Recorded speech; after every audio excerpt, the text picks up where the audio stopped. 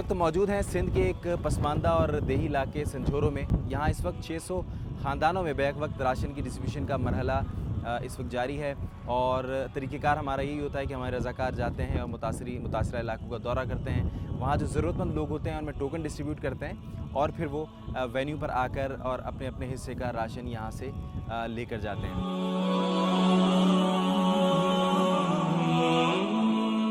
सैलाब की सूरत हाल ये है कि पानी अब भी खड़ा हुआ है, 2-3 फुट पानी है।